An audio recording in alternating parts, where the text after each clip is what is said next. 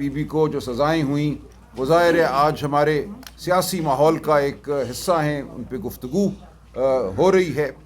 और बहुत बड़ी यलगार जो है वो हुकूमत की जानिब से हुई है इस फ़ैसले को बुनियाद बनाकर।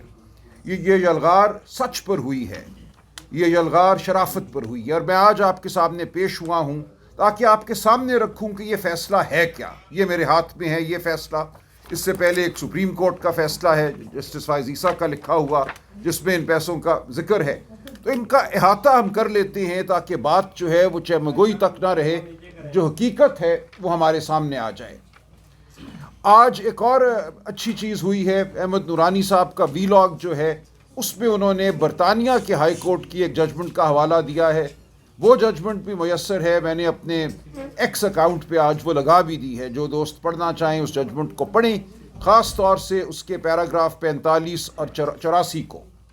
देखिए वाक़यात क्या हैं, हकीकत पहले भी वाज़े थी, मज़ीद आप देखेंगे हर रोज़ खुल कर सामने आएगी। मलिक रियाज ख़ानदान की कुछ रकम 9 अकाउंट बरतानिया में फ्रीज़ किए जाते हैं। नेशनल क्राइम एजेंसी उन अकाउंट्स को फ्रीज़ करती है इसलिए कि उन अकाउंट्स में उन्हें गैर मामूली कटौती आना जाना नज़र आता है। पैसे आ रहे हैं, पैसे निकल रहे हैं, वो देखना चाहती हैं कि ये क्या हो रहा है इन अकाउंट्स में। एक उनमें से जो ट्रांजैक्शन है जो शक की नज़र से देखी गई वहाँ बरतानिया में, वो 50 मिलियन पाउंड की ख़रीद थी जो अली मलिक साहब ने की हसन नवाज साहब से 1 हाइट पार्क कॉर्नर। इसके अलावा भी हैं दीगर भी वहाँ पे हुई ट्रांजैक्शंस। तो इस सब के तनाजुर में उन्होंने इन अकाउंट्स को देखना शुरू किया। इसी दौरान उनके सामने जो हमारे पाकिस्तानी सुप्रीम कोर्ट का फ़ैसला है मलीर की ज़मीन के हवाले से, जहाँ का ये कहा गया कि 16,000 एकड़ ज़मीन कराची के वस्त में दे दी गई बग़ैर किसी कीमत के। और सुप्रीम कोर्ट ने यह कहा कि ये सरकार की ज़मीन थी, मलीर डेवलपमेंट अथॉरिटी की ज़मीन थी। इस ज़मीन की कीमत जो है वो कम से कम 460 अरब रुपए बनती है जो हुकूमत सिंध ने मुफ्त दे दी थी।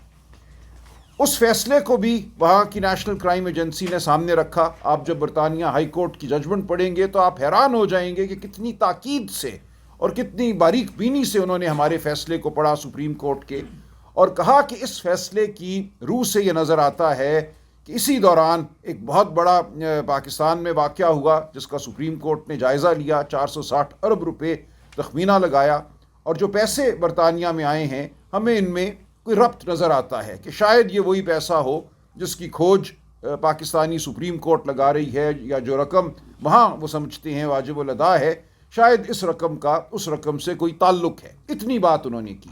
ये उन्होंने नहीं कहा कि बरतानिया की सरजमीन पे कोई जुर्म हुआ है, ये पैसा प्रोसीड्स ऑफ क्राइम है कि किसी जुर्म के ज़रिए हासिल किया गया है। उन्होंने कहा कि चूँकि इस फैसले के बाद हम ये समझते हैं कि यहाँ कुछ शक की गुंजाइश है, हम नहीं चाहते कि ये ख़ानदान बरतानिया में रहे और इसका पैसा बरतानिया में रहे, लिहाजा ये ख़ुद भी चले जाएं। वीज़े उन्होंने कैंसिल किए उनके पाकिस्तान सुप्रीम कोर्ट की जजमेंट को बुनियाद बनाकर, और ये कहा कि ये पैसा जो लेकर आए हैं यहाँ बरतानिया में ये भी ले जाए। अब इस हवाले से मलिक रियाज ख़ानदान ने अपीलें की, और ये जो जजमेंट है जिसका हवाला अहमद नूरानी साहब ने दिया है वो उनकी वीज़ा कैंसिलेशन के ख़िलाफ़ अपील की जजमेंट है जो England and Wales high court में गई। और वहाँ उस जजमेंट में उन्होंने इन तमाम वाक़यात का जायज़ा लिया हाई कोर्ट ने इंग्लैंड एंड वेल्स के। तो वहाँ उन्होंने यही कहा कि ये आप की अपील हम मुस्तरद करते हैं, आप बरतानिया छोड़ दीजिए। और उसकी तनाजुर में इस पैसे का तस्वीया होता है, क्योंकि ये पैसा अकाउंटों में था, कोई जुर्म साबित नहीं था बरतानिया में, बरतानिया से बाहर भी कोई जुर्म साबित नहीं था। उन्होंने सिर्फ ये कहा कि चूंकि आपको हम अब शक की नज़र से देख रहे हैं पाकिस्तान सुप्रीम कोर्ट के फ़ैसले के बाद, इसलिए हमें ये साबित नहीं करना कि ये पैसा किसी जुर्म के नतीजे में बरतानिया आया है या कोई और इसमें ख़राबी है। हम सिर्फ आपको ये कह रहे हैं कि यहाँ से आप चले जाइए। पाकिस्तान सुप्रीम कोर्ट की जजमेंट के बाद हम ये समझते हैं कि आपको इस मुल्क में नहीं रहना चाहिए, आप यहाँ से चले जाइए। तो एक मायदा होता है मलिक रियाज ख़ानदान, अली मलिक साहब और नेशनल क्राइम एजेंसी के दरमियान। उस मायदे की भी जो चीदा बातें हैं वो इस England and Wales high court के फ़ैसले में आ गई हैं। ये पहली बार वो मायदा अब हमारे सामने आया है, अगरचे पूरा मायदा सामने नहीं आया, लेकिन उसकी जो अहम शिकें हैं वो उन्होंने उनका ज़िक्र इस फ़ैसले में कर दिया है पैराग्राफ 45 और 84 में। England and Wales high court کہتی ہے کہ یہ ایک بائی لیٹرل معاہدہ ہے، یعنی کہ دو فریقین کے درمیان معاہدہ ہے. ایک طرف علی ملک صاحب ہیں، دوسری جانب نیشنل کرائم ایجنسی ہے. اس میں حکومت پاکستان کا کوئی عمل دخل نہیں ہے. یہ دو فریقین کا معاہدہ ہے. اس معاہدے میں یہ لکھا ہوا ہے کہ جو رقوم وہاں فریز کی گئی ہیں، جو اکاؤنٹ وہاں فریز کیے گئے ہیں، ان کو ڈی فریز کیا جائے گا، اور وہ رقم جو ان اکاؤنٹس میں موجود ہے اس کو پاکستان میں سپریم کورٹ کے اکاؤنٹ میں منتقل کیا جائے گا، جو اکاؤنٹ کھولا گیا ہے بحریہ ٹاؤن کی طرف سے واجب الادا 460 بلین روپے کی ادائیگی کے لیے، اور یہ ادائیگی ہونی ہے ملیر ڈیولپمنٹ اتھارٹی کو. لہٰذا اس فیصلے میں ہی، اس معاہدے میں یہ لکھ دیا گیا، اور فیصلے میں اس کا ذکر ہے کہ یہ رقم ہم ریلیز اس لیے کر رہے ہیں کہ آپ اس کو لے کر جائیں گے پاکستان سپریم کورٹ کے اکاؤنٹ میں ڈالنے کے لیے، وہاں ڈالیں گے آپ. اور براہ راست یہی ہوتا ہے. پھر 6 نومبر 2019 کو یہ معاہدہ ہوتا ہے علی ملک اور نیشنل کرائم ایجنسی کے درمیان. اسی دن 6 نومبر کو نیشنل کرائم ایجنسی ایک پریس ریلیز جاری کرتی ہے، اور اس پریس ریلیز کا بہت چرچا اس ججمنٹ میں بھی ہوا جو رانا ناصر جاوید صاحب نے دی، اور پہلے بھی ہوتا رہا ہے. اس پریس ریلیز میں نیشنل کرائم ایجنسی برطانیہ کی کہتی ہے that money will be returned to the state of Pakistan. اب یہ جو الفاظ ہیں اسٹیٹ آف پاکستان، ان کو لے کر ایک مفروضہ گھڑا گیا کہ یہ پیسہ تو خزانے میں آنا تھا، یہ اس اکاؤنٹ میں کیسے چلا گیا؟ شاید اس وقت کی حکومت نے، عمران خان صاحب نے کچھ ایسا کیا کہ اس کے نتیجے میں یہ پیسہ خزانے میں آنے کی بجائے سپریم کورٹ کے اکاؤنٹ میں چلا گیا، جہاں بحریہ ٹاؤن نے ادائیگی کرنی تھی ملیر کی زمین کی. یہ بالکل غلط مفروضہ تھا، اور آج یہ بالکل عیاں ہو گیا ہے کہ یہ جھوٹ پر مبنی مفروضہ تھا. معاہدہ ہی یہ تھا کہ یہ پیسہ براہ راست برطانیہ سے سپریم کورٹ کے اس اکاؤنٹ میں آئے گا جو کھولا گیا ہے ملیر کے پیسوں کی ادائیگی کے لیے. اور یہی ہوتا ہے. 6 نومبر 2019 اہم ڈیٹ ہے. اسی دن وہ پریس ریلیز ہے، اسی دن یہ معاہدہ ہے. کابینہ کے سامنے 3 دسمبر 2019 کو معاملہ آتا ہے. کابینہ کے سامنے جو معاملہ آتا ہے وہ صرف اتنا ہے کہ جو یہ معاہدہ علی ملک اور نیشنل کرائم ایجنسی کا ہوا ہے، نیشنل کرائم ایجنسی کی یہ استدعا ہے کہ اس کو خفیہ رکھا جائے. ان کا ٹھیک ہے، ہم خفیہ رکھ لیتے ہیں، ہمارا کوئی اس سے لینا دینا نہیں. اس 3 دسمبر کی کابینہ کی میٹنگ سے پہلے 29 نومبر کو 100 ملین پاؤنڈ سپریم کورٹ کے اکاؤنٹ میں آ چکے تھے، یعنی کہ 6 نومبر کے فیصلے پر عمل درآمد بھی شروع ہو چکا تھا. 29 نومبر کو 101 million pound supreme court registrar کے اکاؤنٹ میں منتقل ہو چکے تھے. اس کے بعد یہ کابینہ میں بات ہوتی ہے. لہٰذا یہ بالکل غلط ہے کہ کابینہ سے کوئی فیصلہ لے کر وہ پیسہ جو ریاست کے خزانے میں آنا تھا اس پیسے کو منتقل کیا گیا سپریم کورٹ کے اکاؤنٹ میں. یہ غلط بات ہے. اور یہاں تک England and Wales high court نے لکھا ہے اپنے فیصلے میں کہ جو پیسہ سپریم کورٹ اکاؤنٹ میں جانا تھا وہاں سے آگے اس کی ادائیگی اگر ملیر ڈیولپمنٹ اتھارٹی کو ہوتی ہے تو ملیر ڈیولپمنٹ اتھارٹی کی جو زمین مفت میں دی گئی تھی بحریہ ٹاؤن کو، وہ حکومتی زمین تھی، وہ سرکاری زمین تھی. لہٰذا اس کی ادائیگی بھی اسی زمرے میں آئے گی کہ یہ سرکار کو ادائیگی ہو رہی ہے. جب سرکار کی زمین آپ نے مفت دے دی کسی کو اور اس زمین کی ادائیگی ہوتی ہے تو ادائیگی سرکار کو ہے. یہ لکھا انہوں نے کہ ملیر ڈیولپمنٹ اتھارٹی جو ہے colonisation of government lands act 1912 کے تحت کام کرتی ہے. یہ تمام زمین جو تھی اس قانون کے تابع تھی اور اس کو دیا گیا. لہٰذا اس زمین کی جو ادائیگی ہے وہ ریاست کو ادائیگی ہے. تو یہ پیسہ ریاست ہی کے پاس آیا یا آنا تھا. لیکن اس میں ایک قدم اور تھا. جب یہ پیسہ سپریم کورٹ کے اکاؤنٹ میں آیا تو یہ کوئی بحریہ ٹاؤن یا ملک ریاض کی جیب میں نہیں گیا، یہ سپریم کورٹ کی دسترس میں آیا نا. اس کی حوالگی تو سپریم کورٹ کو کی گئی. سپریم کورٹ کو اب بھی یہ اختیار تھا، برطانیہ میں کوئی بھی معاہدہ ہوا ہو 6 نومبر کو علی ملک اور نیشنل کرائم ایجنسی کے مابین، کہ اس پیسے سے کیا کرنا ہے. سپریم کورٹ کوئی مجبور محض تو نہیں ہے. جب ہمارے سپریم کورٹ کے پاس یہ پیسہ آیا، سپریم کورٹ نے فیصلہ کرنا تھا کہ اس پیسے کو آگے ملیر ڈیولپمنٹ اتھارٹی کو دے دیا جائے یا اس پیسے کو سرکار کو دے دیا جائے کسی اور مد میں. اور یہی ہوا. 23 نومبر 2023 کو پاکستان سپریم کورٹ نے یہ کہا کہ جو پیسہ اس اکاؤنٹ میں آیا تھا 34 ارب روپے بنتے تھے وہ روپیوں میں، اس کا جو متبادل تھا جو فارن کرنسی تھی وہ تو سیدھا پہلے دن ہی 171 ملین پاؤنڈ وہ چلے گئے تھے اسٹیٹ بینک کے پاس ہمارے فارن ایکسچینج ریزروز میں. اس کا جو ایکویولنٹ اماؤنٹ ہوتا ہے، اس کے متبادل روپیوں میں جو ہوتا ہے، وہ گیا تھا سپریم کورٹ رجسٹرار کے اکاؤنٹ میں. لہٰذا یہ یاد رہے کہ پہلے دن ہی ہمارے زر مبادلہ کے ذخائر میں 171 پاؤنڈ کا اضافہ ہو گیا تھا. اس کے متبادل 34 ارب روپے پڑے رہے سپریم کورٹ کے پاس، سپریم کورٹ کے اکاؤنٹ میں ایک پیسہ وہاں سے باہر نہیں نکلا. اس کے بعد ڈیویلیویشن ہوئی، مارک اپ آپ جانتے ہیں 18-20% بھی رہا، وہ رقم بڑھتی رہی وہاں پڑی ہوئی. کچھ رقم اس 34 ارب سے پہلے بھی بحریہ ٹاؤن نے جمع کرائی تھی. لہٰذا 23 نومبر 2023 کو سپریم کورٹ کے پاس 94 ارب روپے موجود تھے. یہ 34 ارب روپے کوئی 20-30 ارب روپے بڑھ چکے تھے ڈیویلیویشن اور مارک اپ کی وجہ سے. 94 ارب روپے 9 جنوری 2024 کو 23 نومبر 2023 کے فیصلے کے مطابق وفاقی حکومت اور سندھ حکومت کو منتقل کر دیے گئے. ایک پیسہ بھی کہیں اور نہیں گیا. لہٰذا کون یہ کہتا ہے کہ ریاست پاکستان کو نقصان ہوا یا عمران خان یا کابینہ نے نقصان پہنچایا؟ یہ معاہدہ برطانیہ میں بھی یہی تھا کہ یہ پیسہ سپریم کورٹ کو دیا جائے گا. سپریم کورٹ کے پاس جب آ گیا، سپریم کورٹ کی ثوابدید تھی کہ یہ پیسہ وہ آگے ملیر ڈیولپمنٹ اتھارٹی کو دیتے یا وہ وفاقی حکومت یا صوبائی حکومت کو دے دیتے. سپریم کورٹ نے مناسب سمجھا کہ اس پیسے کو وفاقی حکومت اور صوبائی حکومت میں بانٹ دیا جائے، اور ایسا ہی ہوا. تقریباً 50 ارب روپیہ وفاقی حکومت کو دیا گیا اور تقریباً 44 ارب روپے سندھ حکومت کو دے دیے گئے. تو اب کون یہ کہتا ہے کہ ریاست پاکستان کو یا ریاست پاکستان کی کسی اکائی کو یا کسی ایجنسی کو ایک پیسے کا بھی نقصان ہوا ہے، یا یہ کہ اس پیسے کو عمران خان نے یا بشرا بی بی نے کسی طریقے سے موڑ دیا، اس نے یہاں جانا تھا، اس خزانے میں جانا تھا، اس کو کسی اور اکاؤنٹ میں موڑ دیا؟ بالکل یہ ایک لغو داستان ہے جو جتنے دن آگے بڑھیں گے آپ اس ججمنٹ کو ضرور پڑھیے.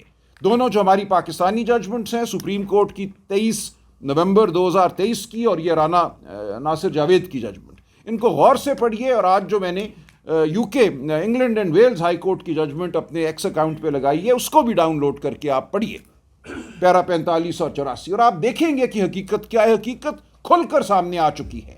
تمام جھوٹ جو تھا وہ اب چھٹتا چلا جائے گا، روز چھٹے گا. اس کے ساتھ ہی رانا ناصر جاوید صاحب نے یہ لکھ دیا اس کے اندر کہ جو ٹرسٹ بنا تھا، لیکن ٹرسٹ کی زمین مئی 2019 میں خریدی جاتی ہے.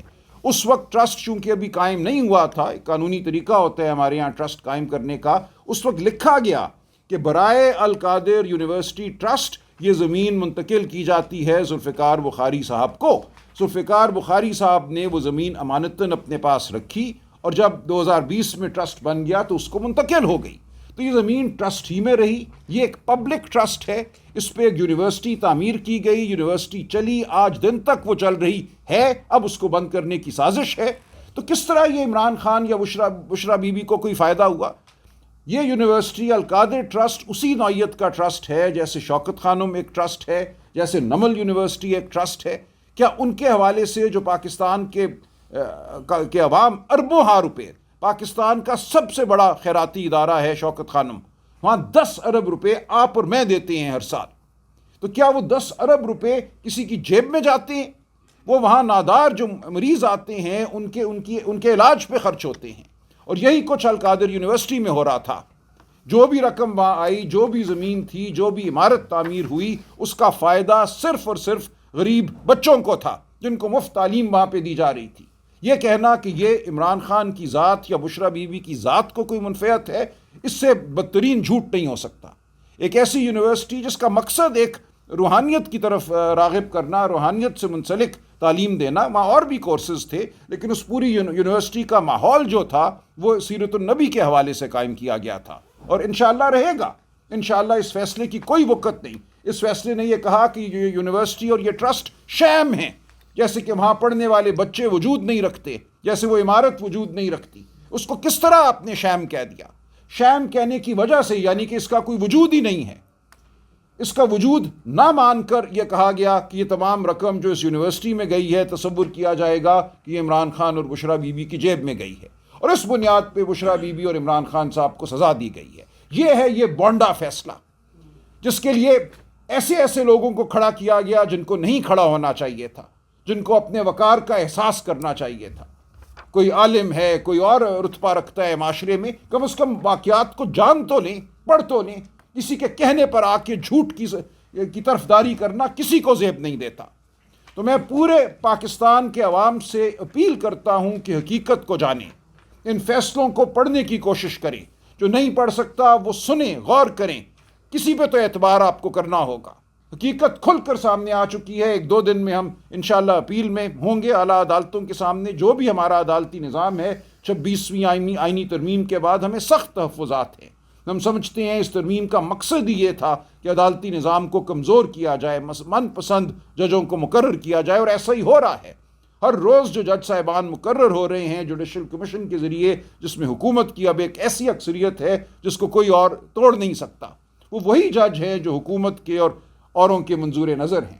اس ماحول میں بھی ہم قانونی جنگ لڑتے رہیں گے, ہم سیاسی جنگ بھی لڑیں گے, ہم اخلاق کی بنیاد پہ بھی لڑیں گے, ہم سوچ اور فکر کی بنیاد پہ لڑیں گے. آپ کے سامنے پیش ہوتے رہیں گے, آپ سوال کیجئے, جھوٹ کو اجاگر کیجیے. اگر میری بات میں کوئی سکم ہے, کوئی کمی ہے, کچھ میں چھپا رہا ہوں, تو خدا کے لیے مجھے بتائیے.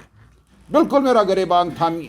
میں آپ کے سامنے پوری درد مندی سے اور پورے وثوق سے بیٹھا ہوں کہ میرا ہر لفظ سچ پر مبنی ہے, اور سچ کو اب کوئی نہیں چھپا سکے گا. جو بشرا بی بی کے ساتھ کیا انہوں نے, ان کا اس سارے معاملے سے کچھ لینا دینا ہی نہیں ہے. 2021 میں وہ اس ٹرسٹ کی ٹرسٹی بنتی ہیں.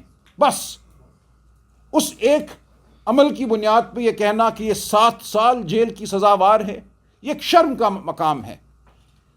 یہ ایک حملہ ہے, سیاسی حملہ نہیں, یہ ذاتی حملہ ہے. یہ عمران خان کے گھر پر حملہ ہے. ہم سیاست کو کسی اور نہج پہ لے جا رہے ہیں. جہاں سیاست نہیں رہتی, وہاں ہم بالکل ایک ایسی ڈگر پہ چل پڑتے ہیں جہاں پھر ہر ایک کا گریبان ہر ایک کے ہاتھ میں ہوتا ہے.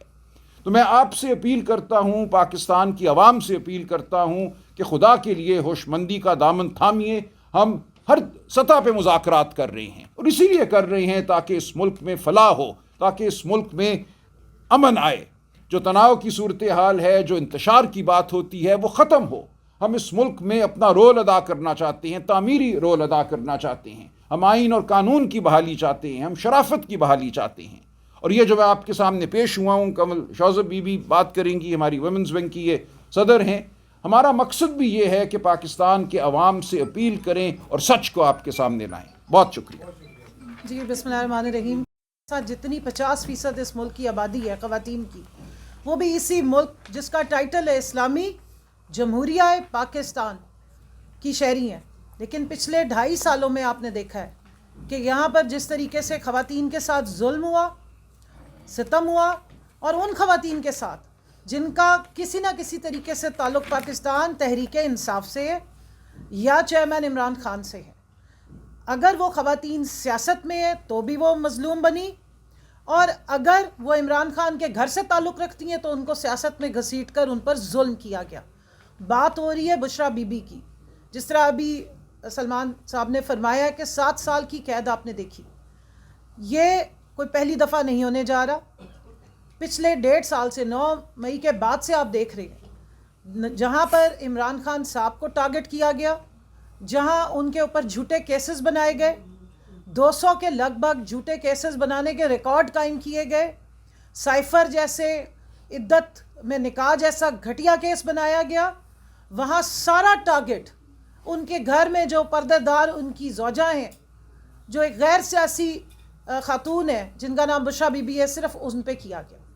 اس ملک کی یہ بدقسمتی ہے کہ یہاں خواتین اگر سیاست میں آ جائیں تب بھی ان کو ٹارگٹ کیا جاتا ہے, اور اگر وہ کسی سیاست دان کے گھر میں موجود ہو تب بھی انہیں ٹارگٹ کیا جاتا ہے. اور اس کی داغ بیل کسی اور نے نہیں, موجودہ حکومت کے جو روح رواں ہے, محترم شریف خاندان ہے, یہ ان کی ڈالی ہوئی ہے.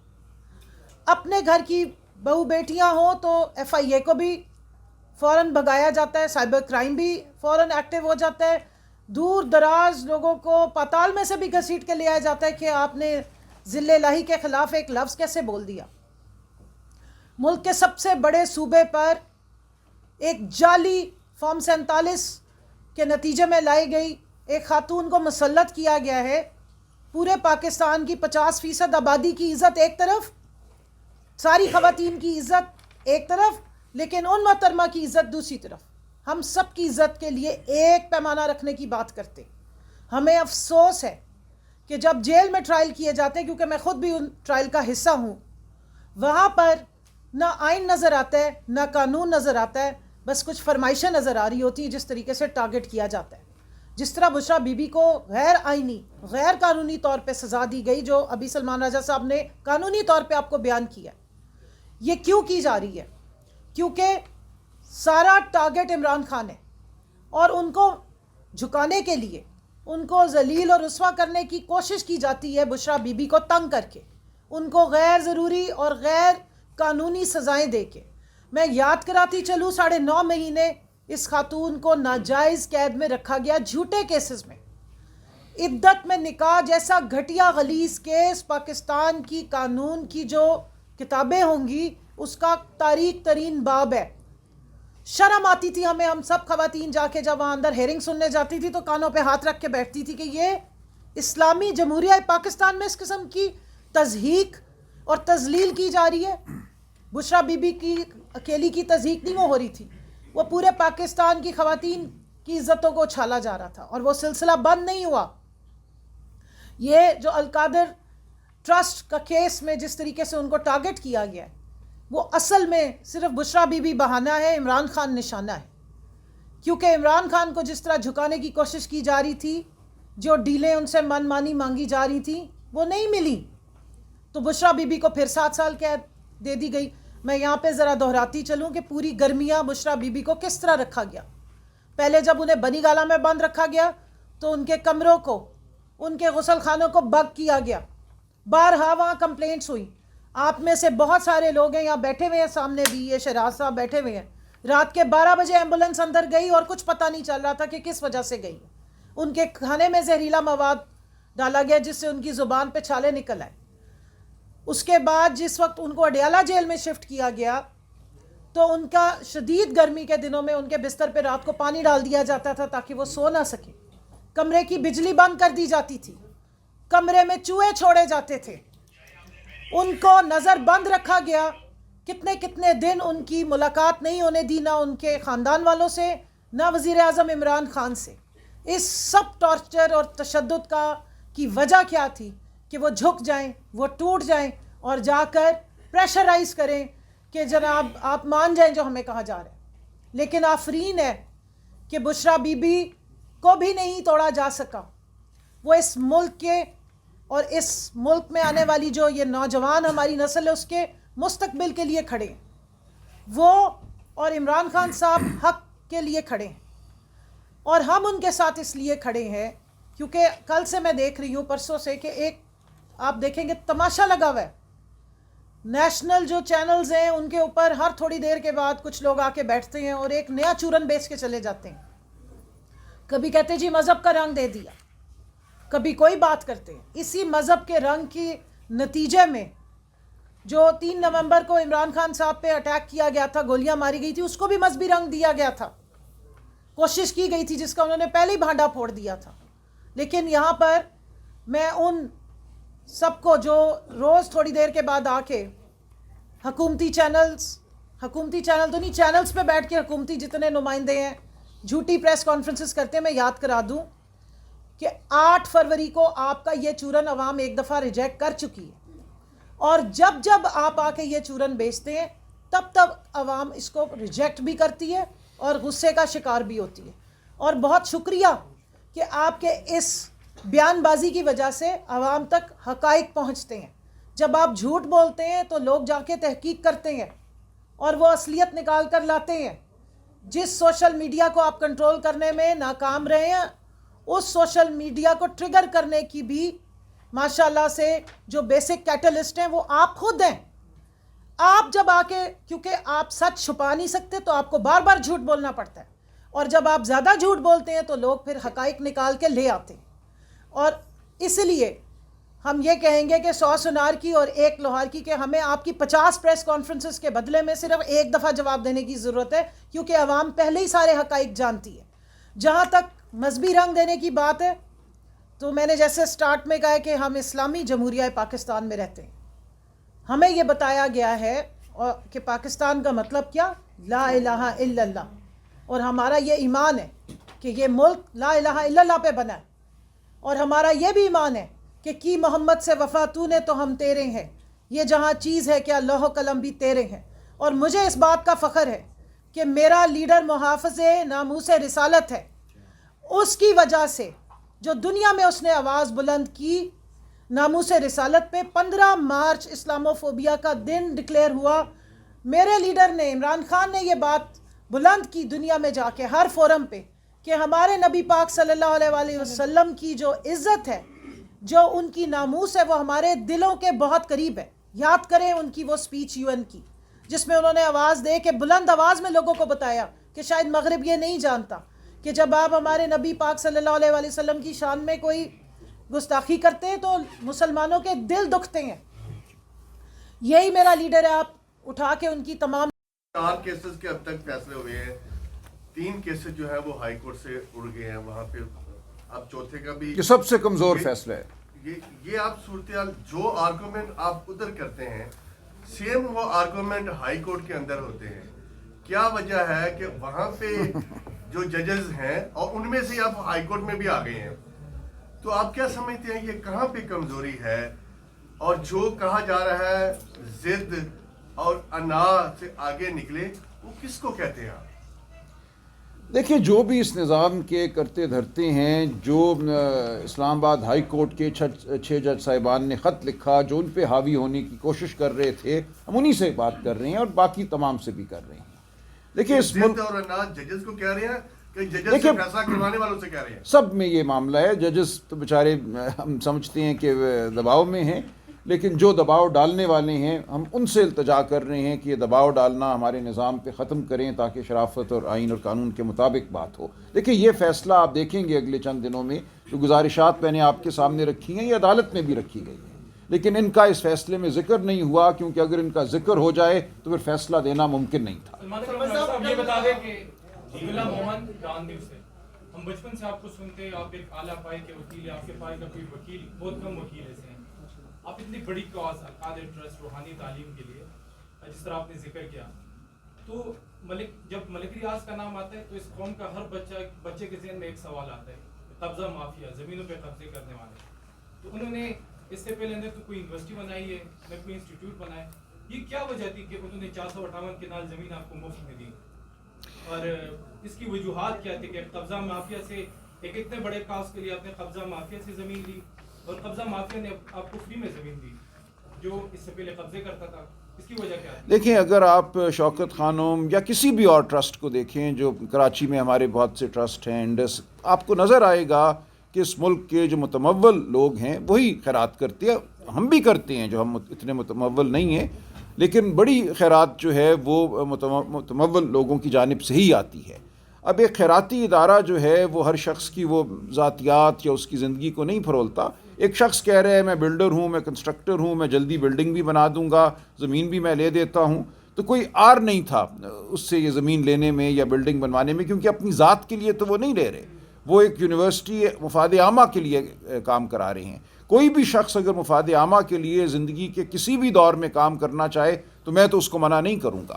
اگر وہ کہتا ہے کہ ہاں میں نے بہت پیسہ کما لیا، اب میں کوئی اچھا کام کرنا چاہتا ہوں، تو فبیا کرے، میں اس کا یہی جواب دوں گا۔ ایک سیکنڈ، ایک منٹ، بلاول ہاؤس بنانے کے لیے یہ زمین نہیں لی گئی تھی، یہ القادر ٹرسٹ کے لیے لی جی صاحب اس طرح القادر ٹرسٹ کیس کا فیصلہ ہمارے سامنے ہے۔ جج نے یہ فیصلہ دیا تھا 2004 میں سپریم کورٹ نے اس کو مس کرنے کا جی بالکل، اس سے بانی چیئرمین کو آپ لوگوں نے آگاہ نہیں کیا، کنٹرول کمیٹی میں بھی اس حوالے سے بات ہوئی۔ یہ بتائیے گا کہ وجہ کیا تھی کہ بانی چیئرمین کو بتایا نہیں، پارٹی کو اعتماد سے نہیں لیا، پارٹی کو اس حوالے سے نہیں بتایا گیا؟ اور دوسرا جو میرا سوال ہے وہ یہ ہے کہ اتنا بڑا فیصلہ یا پاکستان کی جانب سے کوئی پروٹیسٹ نہیں کیا گیا، اس حوالے سے کوئی اسٹریٹ پاور کا بھی مظاہرہ نہیں کیا گیا؟ سپلیمنٹری اسی کا لے لیجیے گا کہ جب فیصلہ آیا تھا تو اس میں یہ کہا جا رہا تھا کہ شوکت صاحبات جو کہ وومن ونگ کی لیڈ بھی کرتی ہیں، وہ خود وہاں پہ نہیں تھی، وہاں پہ کافی جو وکلاء تھے وہ شکوہ کر رہے تھے کہ آپ آتی لیڈ کرتی، فیصلہ آیا تھا بڑا فیصلہ احتجاج کرتی، تو اس میں یہ بڑی ایک ڈرا بیک سمجھا جا رہی ہے۔ نہیں، دیکھیں، فیصلہ جو ہے جس طریقے سے دیا گیا، 2 دفعہ اس کو مؤخر کیا گیا، اس دن مجھے نہیں آنے دیا گیا اندر۔ دیکھیں، پچھلے 2 سال سے میں مقدمات میں ہوں، پارٹی میں ایک میرا عہدہ بھی ہے۔ جب ان کا دل ہوتا ہے مجھے آنے دیتے ہیں, جب دل نہیں ہوتا نہیں آنے دیتے. تو یہ بھی ایک معاملہ چل رہا ہے کہ عدالت میں کس کو رسائی ملتی ہے, کس کو رسائی نہیں ملتی. لیکن دیکھیں یہ اسٹریٹ پروٹیسٹ واحد پروٹیسٹ نہیں ہوتی.